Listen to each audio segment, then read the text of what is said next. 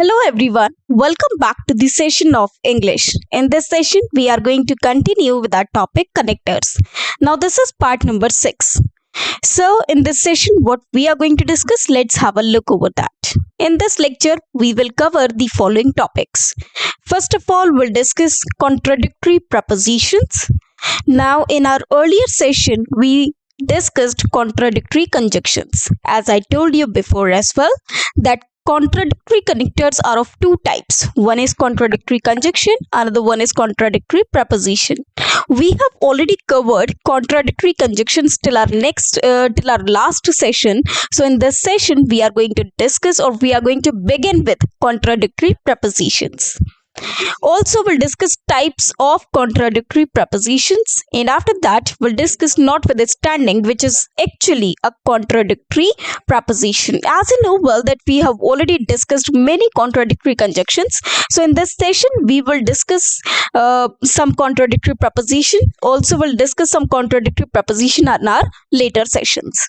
Okay, so here first we'll start with contradictory preposition introduction. It means first we'll discuss the definition of contradictory preposition, or what are contradictory prepositions. So let's begin the session.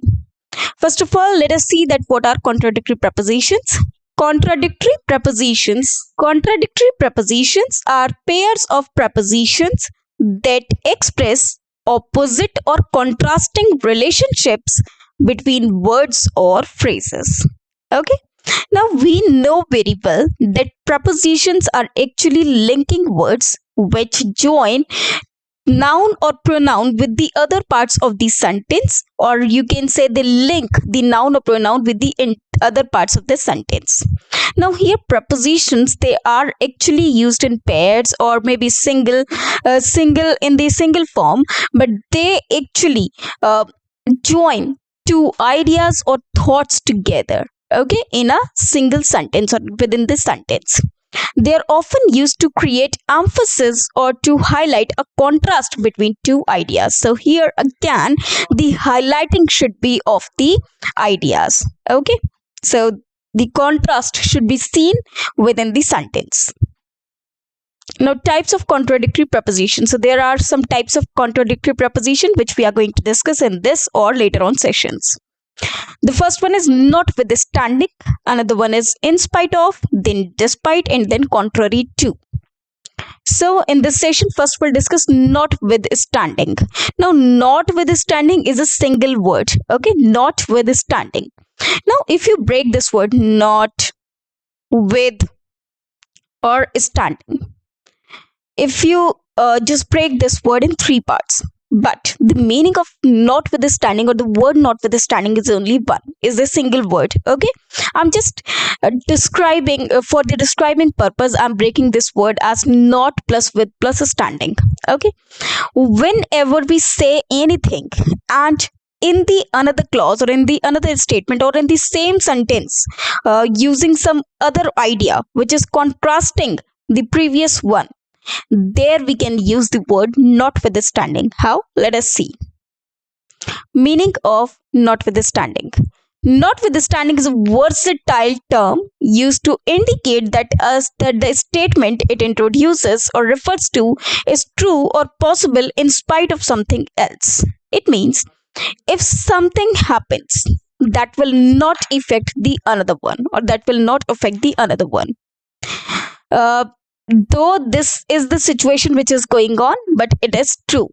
Okay, now means in spite of or despite. It is used in same manner as we use in spite of and despite. Okay, when used as a preposition, notwithstanding means in spite of or despite. Notwithstanding the bad weather. Now let us see an example. Notwithstanding the bad weather, the event was a success. It means this bad weather, it did not affect the event. The event was a success, notwithstanding the bad weather. It means though the bad weather was there, though there was bad weather, still the event was a success. So notwithstanding means when something is regardless of something, when something does not affect the another part of the sentence or another event. There we can use the word notwithstanding. Usage of notwithstanding. When notwithstanding is used as a preposition, it serves to introduce a phrase that contrasts with or provides an exception to the main statement of a sentence. It functions similarly to despite or in spite of and is often used in more formal or legal contexts. Here are some examples of how notwithstanding can be used as a preposition. First of all, contrasting a negative situation. Example, notwithstanding the rain, the outdoor ceremony proceeded as planned. Notwithstanding the rain, it means the rain did not affect anything. Notwithstanding the rain, it means regardless of the rain, the outdoor ceremony proceeded as planned. It means it did not get disturbed. It was proceeded as it was planned. Here, notwithstanding introduces a negative circumstance or the adversity, that is the rain, highlighting that the event continued despite this obstacle. So here we are using the word notwithstanding. Highlighting resilience or persistence. For example, notwithstanding his lack of experience, he performed exceptionally well in the competition.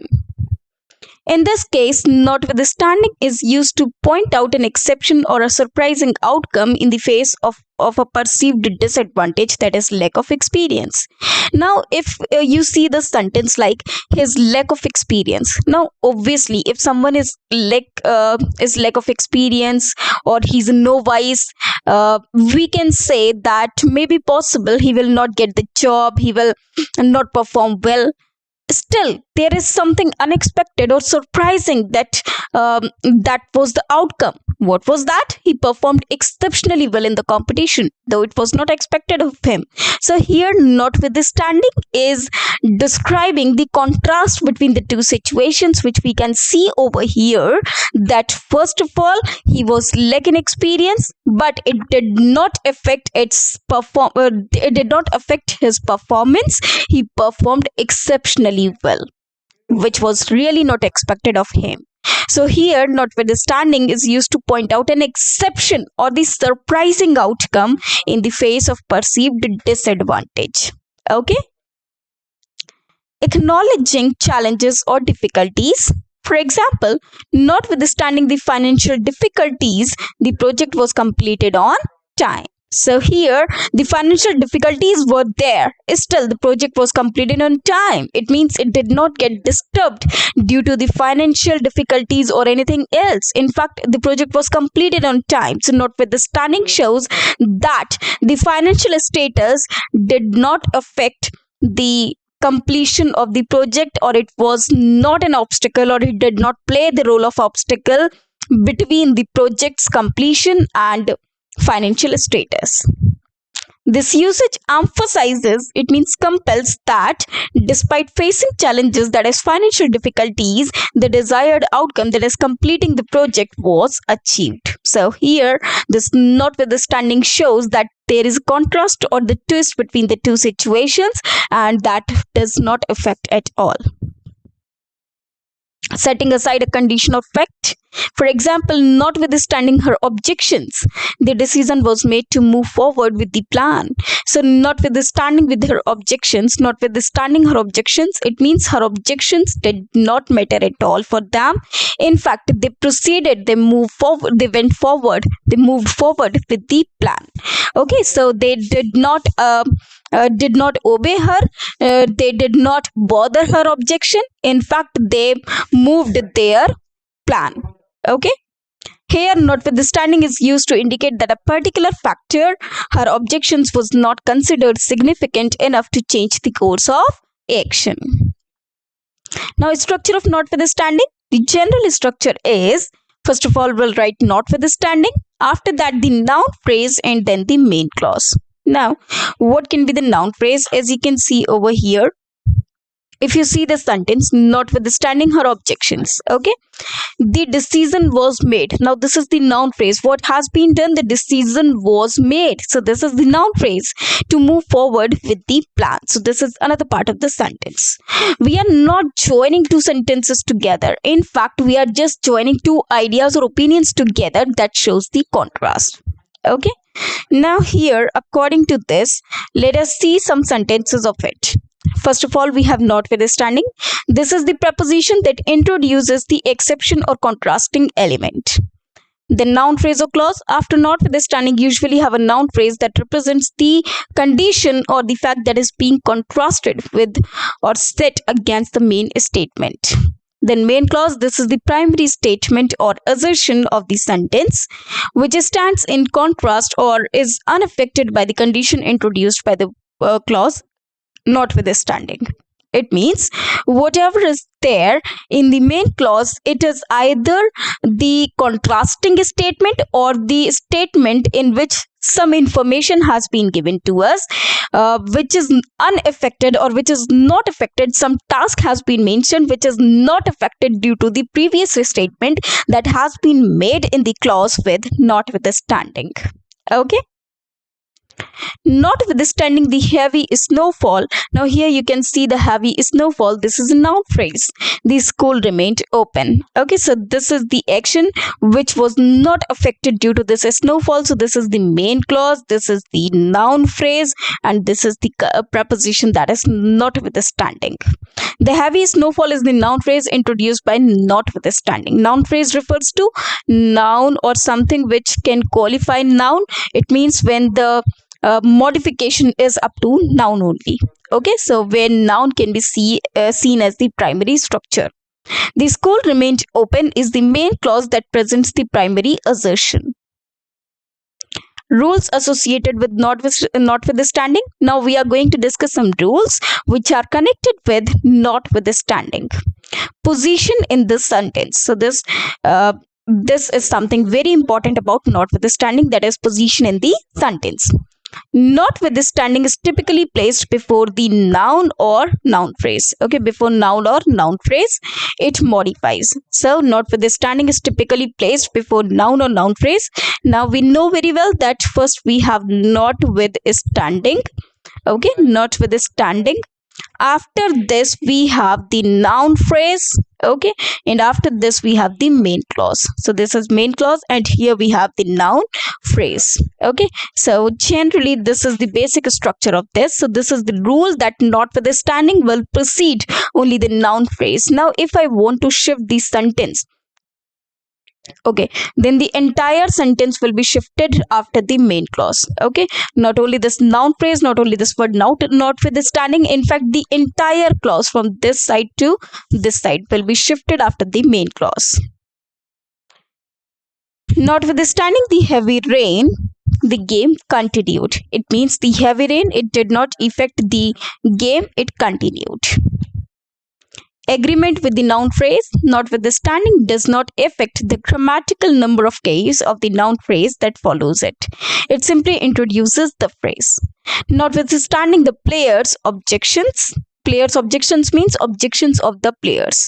The match was not postponed. It means though the players, they were objecting the match, but the match was not postponed. It was played only on the day it was planned. Okay, so notwithstanding the players' objection. Now we are talking about players. We are showing the majority or the number of players. Still, it did not get effect. So here, the match was not postponed. Uses with clauses. While notwithstanding is primarily used with noun phrases, it can sometimes introduce a clause. However, this is less common and can sound quite formal or legalistic. For example, notwithstanding that the weather was bad, the festival was well attended. Okay, notwithstanding that the weather was bad, it means no one bothered about the bad weather. They enjoyed the festival was well attended. Okay.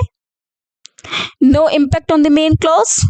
The presence of notwithstanding does not change the grammatical structure of the main clause of the sentence. For example, if I say notwithstanding his lack of experience, he performed exceptionally well. Now, this will not change the grammatical structure of the sentence. If the sentence is in past, the entire sentence should be in past. If the sentence is in future, so the entire sentence will be in future. Okay. Now, fifth, synonyms and variations. Now, notwithstanding, we can have various substitutes of notwithstanding. It means we can have various synonyms of the word notwithstanding. Can often be replaced by synonyms like despite, in spite of, or although. Now, if we have seen this although, though, even then, I think these all words, they serve the same purpose, they serve the same meaning. That is why all those can be the substitutes of the word notwithstanding. These synonyms might be preferred in less formal contexts. Example, despite the challenges, the project was completed on time. So we can use these factors as well. Despite, in spite of, these all these words, they serve the same meaning. So it hardly matters what to use or what to not. Whatever comes to your mind first at the time of use, you can use any.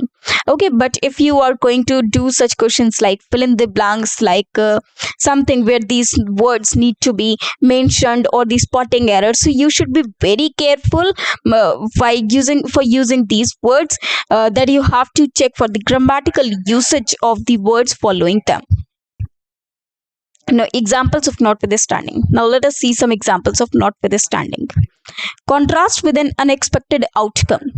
Notwithstanding the severe weather forecast, the outdoor festival attracted thousands of visitors. It means though severe weather forecast was there, it means everybody has seen this forecast that there will be severe weather conditions, but the outdoor festival attracted thousands of visitors. It means in spite of this warning, many peoples they visited, or the thousands of people they visited the outdoor festival. In this sentence, notwithstanding introduces a contrasting condition, severe weather forecast, to the main outcome. The festival attracted many visitors. Though here, it means here the warning has been given, but it did not make any effect to the outcome. Okay. Now the second one, highlighting a surprising fact.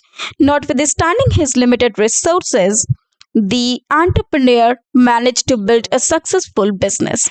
Now, notwithstanding his limited resources, it means he had only a little number of resources. A few number of the resources.